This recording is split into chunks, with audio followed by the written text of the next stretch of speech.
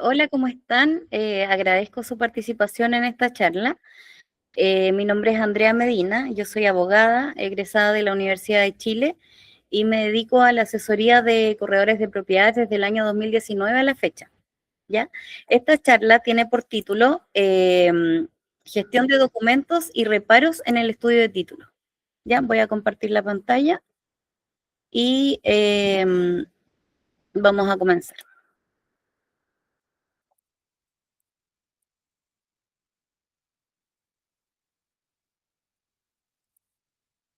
Ya, les pido que me avisen si se ve bien, si tienen cualquier problema, me indican nomás, me interrumpen.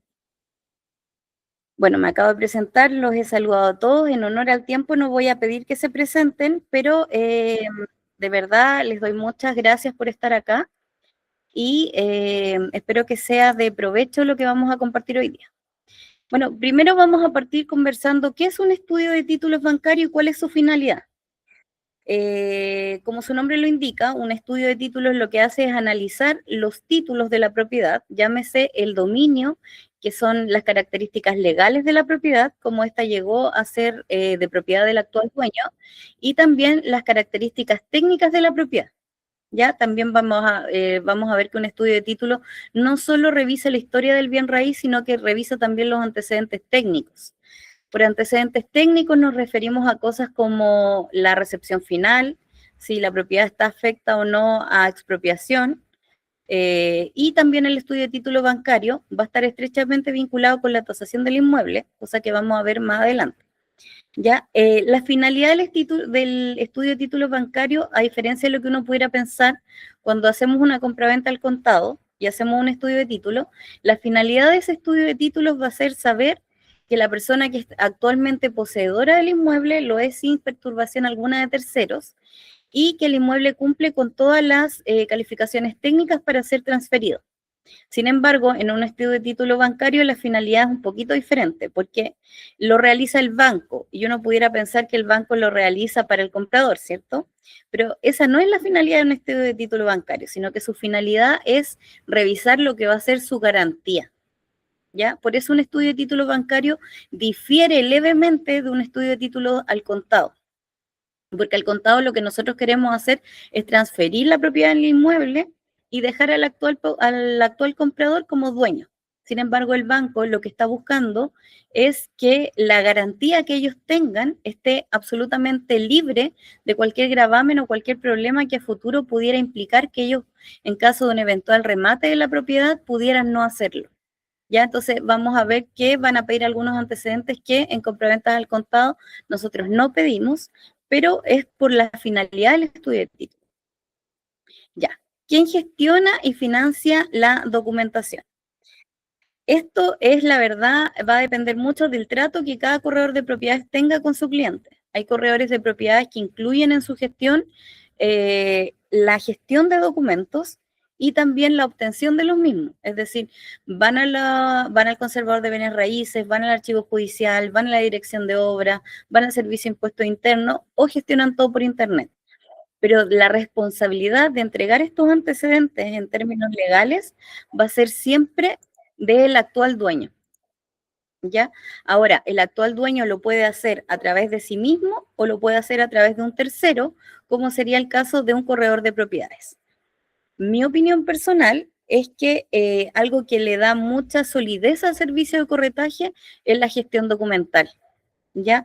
Yo no considero que los documentos deban salir del bolsillo del corredor de propiedades, sino que su pago probablemente está eh, exento, está, por ejemplo, cuando ustedes pactan comisiones, yo he visto algunos corredores que pactan la comisión y en eso incluyen lo que saben que les va a salir más o menos la documentación y hay otros que no. En lo personal, yo considero que un buen servicio de corretaje ofrece la gestión documental, pero no su financiamiento. ¿Y esto por qué? Porque podrían encontrarse con algunos bancos que les pidan escrituras antiguas. Y una escritura antigua, para los que han sacado escritura, saben que podría llegar a tener un valor sobre los 100.000 o 150.000 pesos. ¿Por qué? Porque son escrituras largas de 20 páginas a veces y el archivo judicial va a cobrar un valor aproximado de 5.000 pesos por página. Entonces, ojo con eso.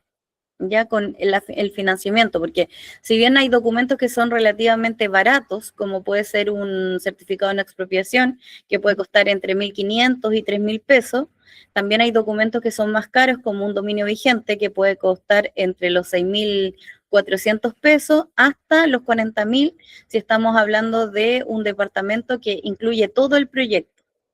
Entonces, ojo con el valor de los documentos. En la práctica, quiéranse el estudio de títulos bancarios. Esto fue algo que estuvimos conversando en el grupo de WhatsApp. Y el estudio de títulos bancarios hoy en día en Chile se tramita de manera externa a los bancos. Los bancos en Chile o las entidades financieras, porque aquí entran también las mutuarias, están tramitando todo esto a través de terceras, empresas terceras, que hay bancos como Banco Estado que las denominaban fábricas.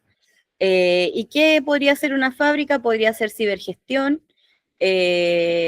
podría ser, yo trabajé hace mucho tiempo atrás en Reval, en escrituras.cl, también podría ser Tesi, perdón, y así otras empresas u otros estudios de abogados que se dedican a realizar estudios de títulos bancarios. Ellos lo que hacen es que externalizan el servicio. Entonces, por eso nosotros veíamos y conversábamos hoy día durante la tarde que uno podría tener incluso más de un ejecutivo incluido en la operación. Ya podríamos tener un ejecutivo bancario, que es cuando yo pido el crédito, voy al mesón de, por ejemplo, Banco Estado y digo ya, ¿qué documentos necesito? Entonces la ejecutiva va a mandar un listado de documentos que es más o menos parecido al que yo les dejé en el grupo también, y les va a decir, entréguenme estos documentos. Entonces ustedes recopilan los documentos, los entregan a ese ejecutivo, pero este ejecutivo a su vez lo va a entregar a un segundo ejecutivo, que es el ejecutivo que va a tener la empresa externa que va a estar realizando el estudio de título. ¿Ya? Entonces tenemos el ejecutivo bancario y el ejecutivo de la empresa externa. El ejecutivo de la empresa externa lo que hace es ordenar los documentos, los pone en una carpeta, ya sea electrónica o física, ya la mayoría de todo esto se está haciendo de manera digitalizada, y los entrega y los pone a disposición de un conjunto de abogados que son los encargados de revisar los antecedentes. Decían en el grupo en la tarde que sería ideal que el corredor de propiedades o el dueño tuviera acceso al abogado. ¿Por qué eso en la práctica es difícil? Porque no existe nunca un abogado a cargo de una carpeta.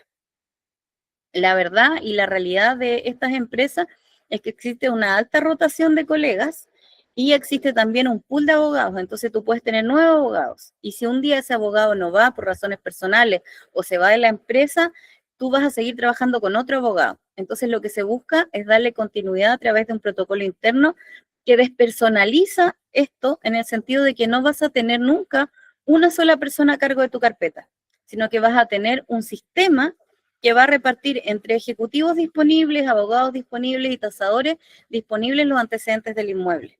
Entonces, por eso en la práctica es que no tenemos nunca o rara vez tenemos un solo abogado participando en la operación. Además, sabrán ustedes que estas empresas organizan la escrituración de manera diferida del estudio de título. Entonces, puedes que tengas un abogado para hacer el estudio de título y puede o no ser que ese abogado haga la escritura, pero también hay otros lugares en donde tienen abogados escrituradores. Entonces, tienen abogados estudiantes de título y abogados escrituradores. Y como son personas diferentes, en la práctica no siempre vas a tener una sola persona. Acá Claudio me dice que esas empresas tiempos de respuesta, sí, existen tiempos de respuesta establecidos porque lo que hacen los bancos es que ellos hacen una especie de licitación en el sentido de una contratación masiva y ellos piden ciertos tiempos de respuesta. Lo que yo les diría es que ustedes no pueden pasar más allá de 3 o 5 días hábiles sin tener un pronunciamiento respecto a la documentación enviada. Entonces, si ustedes mandaron una carpeta o un documento y han pasado una semana, 2 semanas y no tienen respuesta, están en el tiempo perfecto para hacer una insistencia. Siempre el plazo debería ser de 3 a 5 días hábiles, no más que eso. ¿Ya? Vamos a revisar un poquito los principales antecedentes según el listado que yo les propuse. No sé si lo pudieron revisar porque se los mandé al grupo hace un ratito. pero si no, lo tengo acá a mano y se los voy a compartir.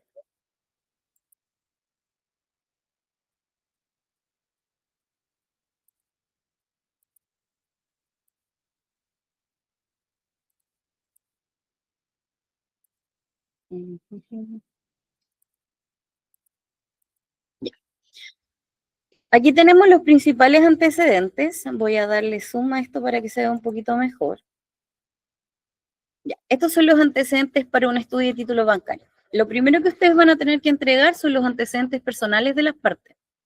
La cédula de identidad, certificado de matrimonio, la declaración simple del estado civil. Esta declaración simple del estado civil se las van a pedir para el caso de aquellas personas que sean solteras, viudas o divorciadas. ¿Por qué? No sé si alguien tiene alguna duda de por qué si yo mandé, si la persona es soltera, ¿por qué me piden una declaración? O si yo mandé un certificado de matrimonio que dice divorcio, ¿por qué me piden una declaración? O si es viudo, les mandé el certificado de matrimonio y el de defunción, ¿para qué es la declaración de estado civil? No sé si alguien tendrá esa duda, porque a mí me la planteaban cuando yo trabajaba como abogado. La respuesta a eso es que tanto la soltería como la viudez como el divorcio son hechos negativos. Es decir, yo lo que estoy diciendo es que yo no estoy casado y un hecho negativo no se acredita con un documento, se acredita con una declaración. ¿Ya? ¿Por qué? Porque una persona puede estar efectivamente soltera para el registro civil chileno, que no ha inscrito su matrimonio en Chile, pero eso no significa que la persona sea soltera. Cuando una persona está casada en el extranjero y no ha inscrito su matrimonio en Chile, no es que esa persona esté soltera. Esa persona tiene el estado civil de casado y separado de bienes, mientras tanto no inscriba su matrimonio en Chile. ¿Ya? Entonces yo no tengo en la práctica cómo acreditar que alguien es soltero, salvo que esta persona me lo diga. Y también es súper importante que cuando ustedes vayan a enviar estos documentos a un estudio de título, en el primer correo ustedes señalen si una persona va a comparecer representada por mandato o va a comparecer personalmente. ¿Por qué? Porque muchas veces me pasó a mí que las personas entregaban los mandatos al final del informe de título. Y la idea es que el informe de títulos lleve todo el detalle de cómo va a ser la escritura. Entonces, muchas veces yo tenía un estudio de título aprobado y el último día, antes de pasar a escrituración, me llegaba un mandato. Y eso significaba que yo tenía que tomar mi carpetita y volver todo hacia atrás y mostrar, en el fondo, reflejar la nueva realidad que era esta nueva información. ¿Ya? También les van a pedir la información del comprador y de nuevo señalar si está sentado o si comparece personalmente. Ya, ¿hay alguien me levantó la mano? Por favor, cuéntame, Elisa. Andrea, Elisa, por acá. Ante esa acotación que usted nos señaló de si hay un mandato, presentarlo al principio y no al final, porque al menos claro, a mí me ha pasado. El punto es que ¿en qué modifica tanto la escritura si es solo una rectificación? O sea, me explico. Es una modificación, no es que sea un gran cambio de condiciones de crédito, y a eso me refiero. Ya, mira, en primer lugar, el estudio de título bancario ya tiene parte sobre la base de un crédito aprobado. Entonces, nunca un estudio de título bancario, salvo que me indiquen algo así como el cliente tenía subsidio, no lo dije, ahí va a retrotraer todos los actos al momento en que se aprobó el crédito. Ya, pero si yo estoy haciendo un estudio de título, no voy a volver nunca más a tocar el crédito. ¿Por qué el mandato modifica? Tiene que ver por cómo funcionan estas empresas, tiene que ver con los protocolos internos. Si yo tengo un estudio de título, yo como estudiante de títulos tengo que revisar ese mandato. ¿Y qué reviso el mandato? Que tenga todas las facultades necesarias para firmar el tipo de escritura que vamos a firmar. Que es que tenga, por ejemplo, la facultad de renunciar a las acciones resolutorias, de dar por pagado el precio, todo ese tipo de cosas. ¿Ya? Y si no las tiene, yo tengo que rechazar el mandato y no aprobar los títulos hasta tener el mandato correcto. Entonces, ¿qué pasa? Que si yo llego, el abogado escriturador recibe un mandato, va a llamar al abogado estudiante de título y se lo va a entregar. Y le va a decir, tú estudiaste los títulos, entonces tú dime si este mandato me sirve o no. Entonces van a retroceder una etapa. Por eso es importante que el mandato se entregue al inicio de la operación porque lo facilita. Y ustedes se sorprenderán la cantidad de veces que los mandatos son rechazados por cláusulas bien específicas. Por eso cuando a mí me dicen, no, tengo un cliente que quiere vender representado, yo le digo, ya, pero yo tengo un formato en lo personal de mandato en donde yo incluyo las cláusulas que yo sé que te va a pedir el banco. Pero si tú vas a una notaría, puede ser que la notaría no incluya en particular esas cláusulas, y por eso es que es importante que los mandatos sepan para qué van a ser utilizados. ¿Ya? Otros antecedentes que les van a pedir son estos que tienen relación con si tenemos una persona jurídica, o sea, una sociedad que interviene en la operación. Yo no sé si a ustedes les ha tocado, pero a quienes les ha tocado compraventas en donde interviene una sociedad, ustedes sabrán que es bien específico lo que se pide, porque en ese caso, además de estudiar los títulos, yo voy a estudiar la sociedad.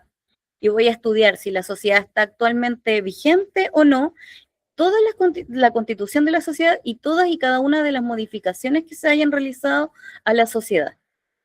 Esto es muy importante cuando tengan un cliente, y les pido que por favor se acuerden de mis palabras, cuando ustedes tengan un cliente en donde interviene una sociedad, tiene que haber una persona capacitada, ya sea un abogado o alguien del cliente que tiene la sociedad, o el contador o su asesor, cualquier persona, que les entregue a ustedes el dossier completo de una sociedad, porque es bien difícil, es mucho más fácil poder obtener documentos del título, porque uno va al archivo judicial, va a la notaría, va al conservador, pero en cambio en la sociedad no siempre vamos a tener acceso.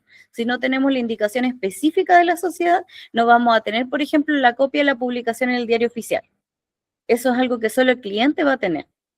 Entonces, cuando hay una sociedad, siempre tienen que levantar una bandera y decir, ok, aquí hay una sociedad, y por lo que yo sé, las sociedades son más complejas de estudiar que las personas naturales, así que te pido que por favor tengas paciencia, porque te van a pedir bastantes documentos. Las sociedades que son más fáciles de estudiar son aquellas que están constituidas por el sistema electrónico de empresa en un día. Las que están constituidas por escritura pública tienen una serie de pasos y requisitos que les van a pedir ver. Entonces, para términos de corretaje, yo siempre sugiero que se hablen estas cosas al inicio de la operación. ¿Por qué? Porque en donde yo he visto, por lo menos, que donde surgen las peleas entre corredores y clientes es en el estudio de título bancario. ¿Por qué? Porque el cliente dice, no, es que se está demorando. De hecho, alguien me dijo que por una demora excesiva, en el grupo alguien comentó que por una demora excesiva había tenido que pagar multa por la demora excesiva del banco.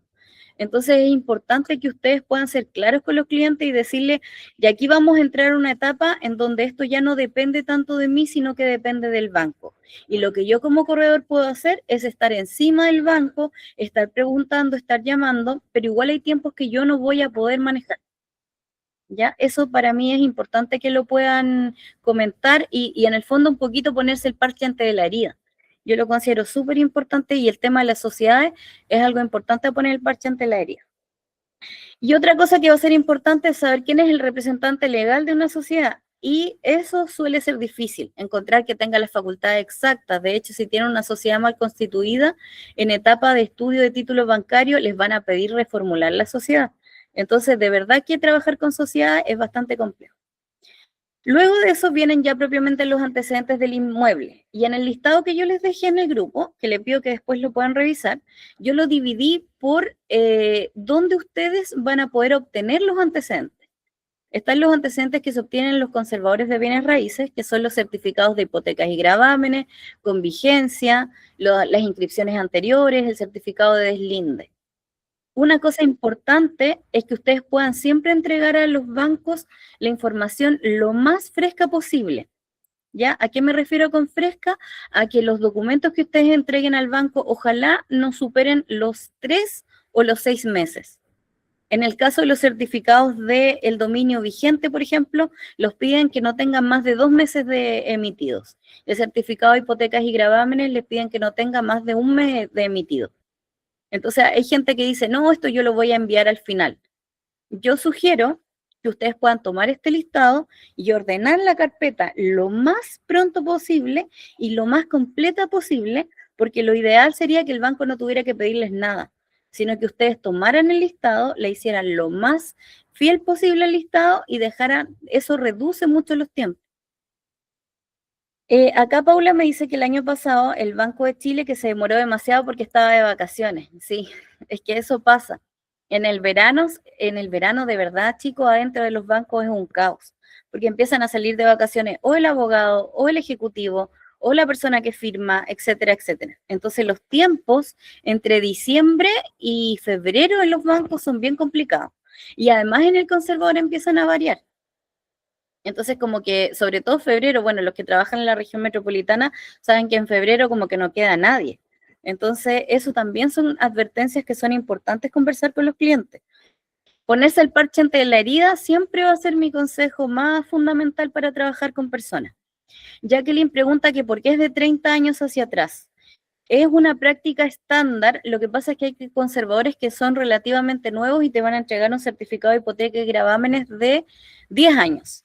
¿Por qué de 30 años? Porque existen algunas gravámenes que son antiguos.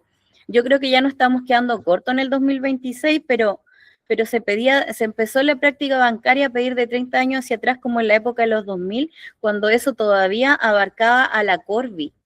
No sé si se acuerdan de la Corvi, la Corporación de Vivienda, que funcionó en los años 70, 80 en Chile. Y había muchas propiedades con prohibiciones Corvi todavía vigentes. Entonces, por eso se piden los certificados de hipoteca y gravámenes como mínimo 30 años para ver si existe algún gravamen antiguo por ahí dando vuelta. Porque si yo lo pido a 10, podría tener una hipoteca bien antigua y podría nunca enterarme. ¿Ya? La copia de la escritura de la compraventa o la adjudicación, esto usualmente lo va a tener el cliente, que es el vendedor, y ustedes se lo pueden pedir. Yo les quiero mostrar acá una diferencia. Yo preparé unos documentos que son documentos ficticios, por así decirlo, pero porque a mí me interesa que ustedes vean cómo se ven los documentos, ¿ya? Y les di el nombre de una nación ficticia para no alterar un documento público, pero esto que ustedes están viendo en pantalla, no sé si lo estoy compartiendo bien, sí, está bien, es un certificado de un conservador de bienes raíces. ¿Cómo se van a dar cuenta que ustedes que esto es una inscripción de dominio vigente y no una escritura? Porque esto suele ser un resumen de una escritura. Va a decir la fecha, las partes, la propiedad, los deslindes, la forma en que lo adquirió y el rol de avalúo fiscal. Nada más, es más breve. ¿Ya?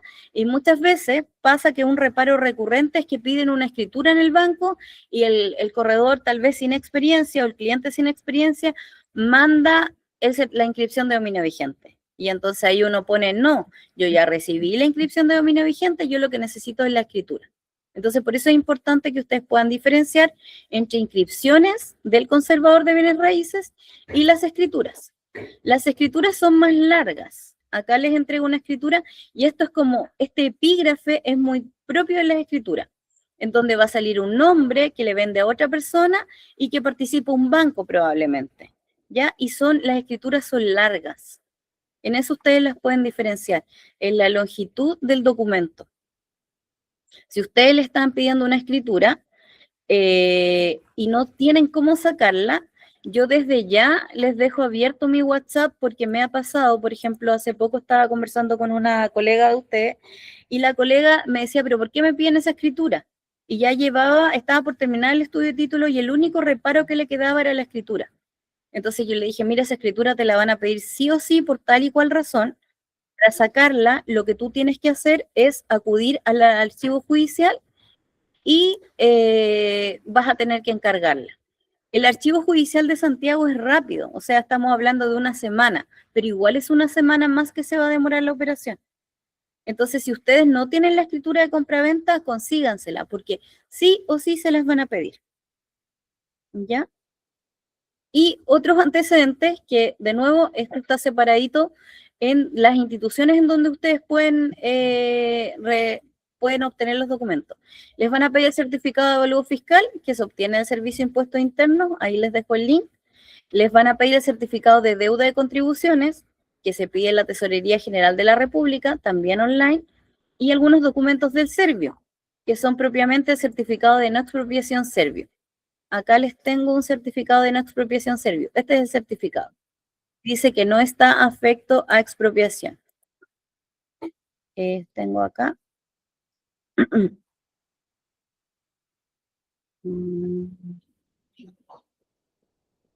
Ya, vamos a hablar un poquito de eso, Claudio, y voy a terminar un poco con el listado y voy a ir a las dudas específicas del chat.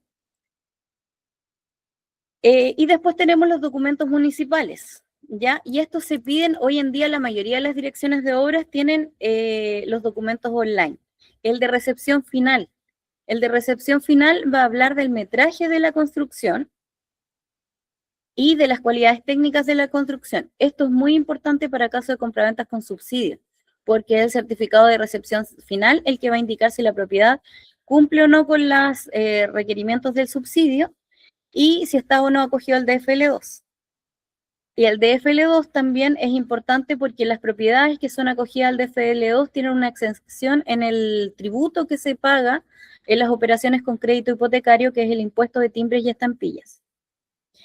El certificado de la municipalidad también nos va a entregar la afectación a utilidad pública o no expropiación municipal, derechos de aseo.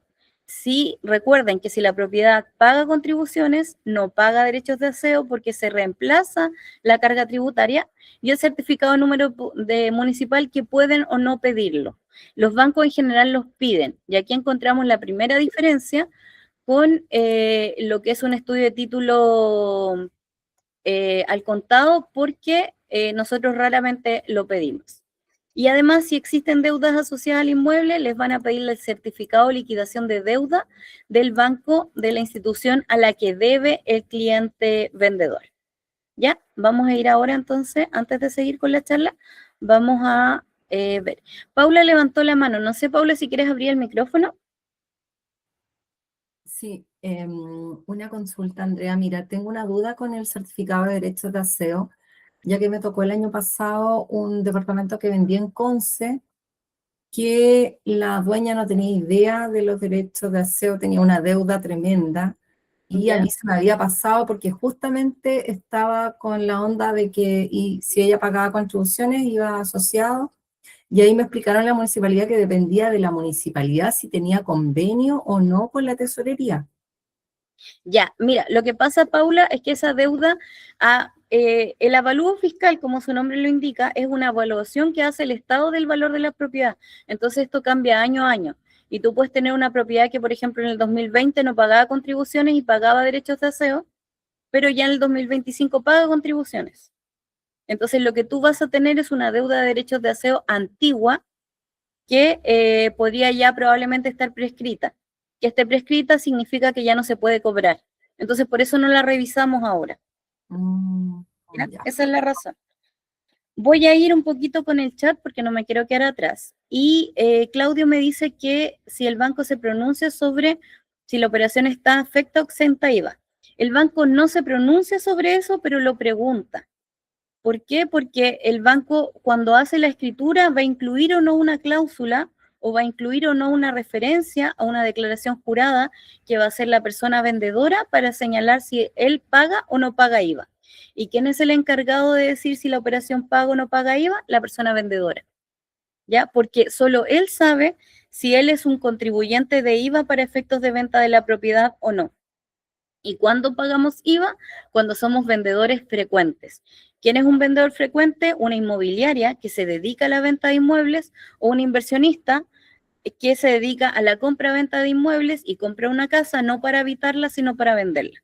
Esas personas están afectadas a IVA, pero el pago de ese impuesto es responsabilidad personal del vendedor y él va a tener que hacer una declaración jurada señalando si paga o no paga IVA al momento de firmar la escritura. Pero para la confección de la escritura y para la instrucción, el banco necesita saberlo, por eso lo pregunta. Ya le tocó a Ana María, claro, un sitio con deuda Cora, sí, y se cayó. Claro, la deuda Cora es un poquito engorroso de solucionar y por eso es que se piden los GP. La deuda Cora en general es una deuda que tiene que ver con los predios agrícolas.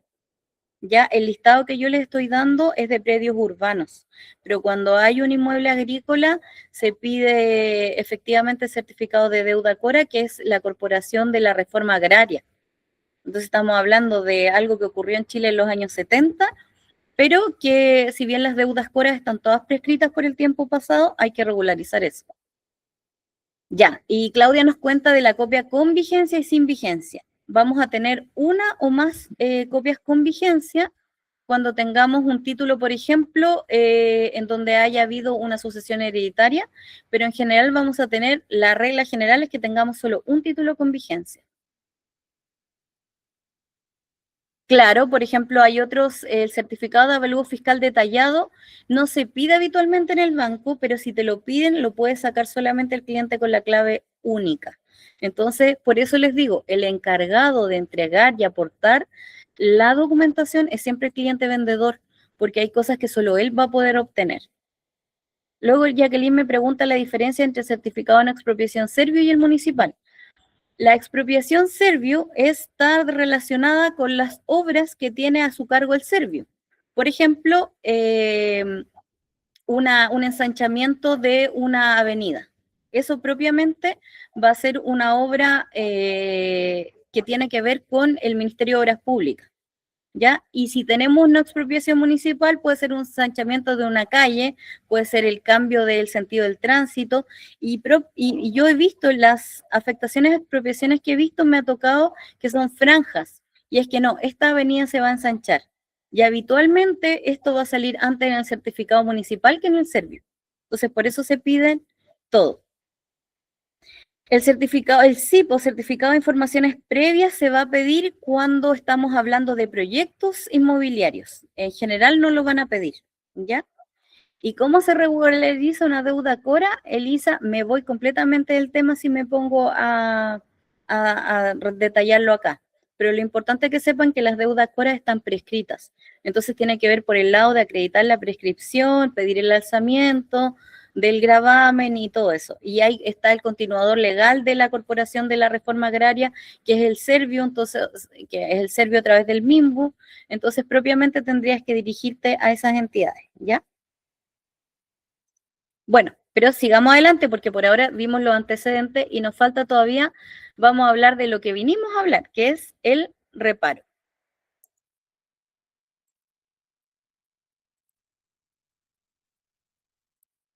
Entonces les voy a compartir la presentación nuevo y vamos a volver a los reparos. Hoy en día, según me contaba un colega que está trabajando en Banco Estado, se está tratando de cambiar la nomenclatura y ya no llamarle reparos, sino que se le llamaban, no sé si observaciones o comentarios, pero existen, pero en la práctica es un pero que la institución va a poner para decir, ¿sabes qué? Me falta algo o aquí hay algo que me hace ruido. Yo en esta diapositiva puse que hay una importancia en ser específicos y ordenados. ¿Ya? Esto yo se los pido como alguien que trabajó en banco. Pasa sobre todo los clientes que no tienen corredores de propiedades que ellos dicen, uy, yo aquí tengo una carpeta con documentos, aquí tiene que estar todo, tome.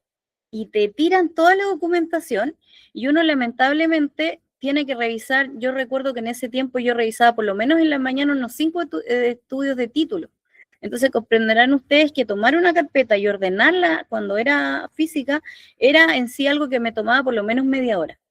Ahora, si ustedes van a mandar los documentos por correo electrónico, mi sugerencia es que al documento que estén mandando le pongan el nombre y ojalá los numeren.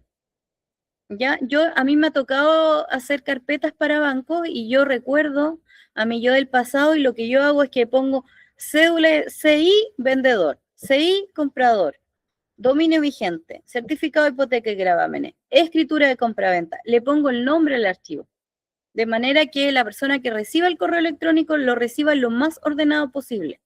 Esto ayuda mucho a que la operación fluya. Si estamos hablando de bajar los tiempos de respuesta del banco, de verdad, chicos, que esto es determinante, porque uno cuando recibe una carpeta ordenada puede avanzar mucho más rápido.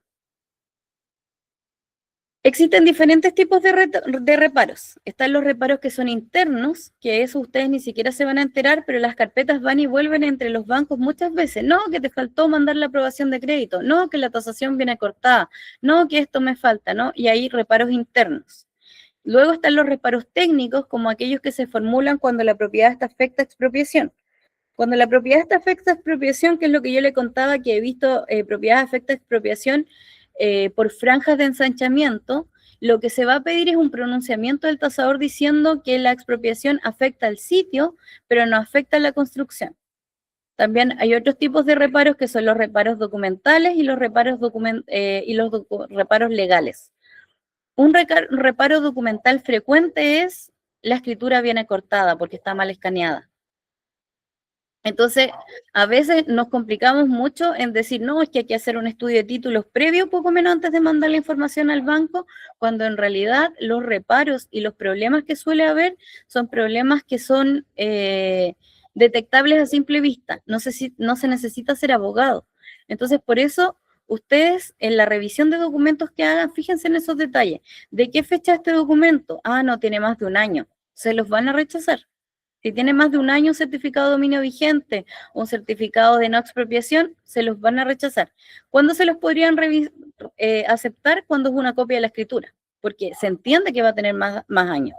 Pero si estamos hablando de documentos que estoy informando la situación actual del inmueble, si tiene más de un año se los van a rechazar en cualquier entidad. Revisemos algunos de los reparos frecuentes. ¿Ya? ¿Qué reparos yo tenía que hacer frecuentemente en el banco? Eran esto. El estado civil. No me mandaron en la declaración de soltería. No me mandaron la declaración de viudez. La personería del representante legal. Lo que les contaba a las sociedades. La sociedad tiene que firmar Juanito, pero Juanito no tiene facultad para renunciar a las acciones resolutorias. Para atrás. Cancelación del saldo de precio. La persona que va a vender compró la propiedad hace 5 años y dice que la iba a pagar en cuotas. ¿Pagó todas las cuotas? Aquí no dice que pagó todas las cuotas. Necesito una nueva escritura que me indique que pagó todas las cuotas. La declaración sobre pago de IVA, que era lo que nos preguntaba Claudio. Algunos bancos piden que yo haga la declaración, otros piden que solo informe por correo si la propiedad paga o no paga IVA. Copia de las inscripciones de los últimos 10 años. Ahí, chica, la verdad es que es poco lo que uno puede hacer si es que no tiene la expertise para saber cuáles son estas inscripciones de los últimos 10 años. Así que para ese tipo de reparos, yo de nuevo les dejo abierto mi WhatsApp para que cuando tengan reparos puedan contactarse conmigo y si es algo simple, yo les voy a decir, oye, esto se hace así, se hace acá, no te hagas mayor problema. Pero si es algo más complejo, obviamente les voy a decir, no, esto ya tiene que ver con la regularización de títulos, tenemos que verlo de esta manera. ¿Ya? Y otro reparo muy frecuente son las declaraciones juradas varias. Hay bancos como Banco Estado que piden un montón de declaraciones juradas y hay otros bancos como las bancas privadas que no piden tantas. ¿Ya? Y ahora quiero pasar un poquito y aquí después voy a terminar con los ejemplos y después voy a terminar el video, pero nos podemos quedar conversando sobre las circunstancias particulares que ustedes me puedan comentar, ¿ya? Estos son algunos reparos que me enviaron una vez que promocioné esta charla y les pedí que me escribieran los reparos y me pusieron los siguientes. Por ejemplo, a esta persona le pasó que le hicieron un reparo anterior por falta o error de documentación, porque no tenía un certificado de deslinde o porque tenía un rol mal inscrito en el servicio de impuesto interno. A veces la inscripción de dominio puede decir que la propiedad es la 505-11, cuando en realidad la propiedad es la 505-12. ¿Cómo se soluciona eso? Llevando el avalúo fiscal correcto al conservador de bienes raíces y pidiendo que se anote al margen de la inscripción. A veces hay errores de tipeo, que dice Claudia y debe decir Claudio. Errores como eso, y eso también les piden corregir. A veces ustedes los pueden detectar antes, pero a veces no. Y no se sientan mal por eso, porque propiamente cuando uno se sienta a revisar los títulos es cuando va a detectar esto. Y lo que siempre les digo, ustedes no son abogados y no tienen por qué llevarse la carga legal de la operación. Ustedes son los agentes comerciales de la operación y pueden gestionar muchos temas, pero no se sientan responsables de la carga legal. Aquí pastelero a sus pasteles. Ustedes, con todo lo que hacen, la gestión documental y todo eso, es en sí una labor más que suficiente como para que más encima se tengan que hacer cargo de la regularización o el estudio de títulos previo al que ya va a ser una entidad bancaria.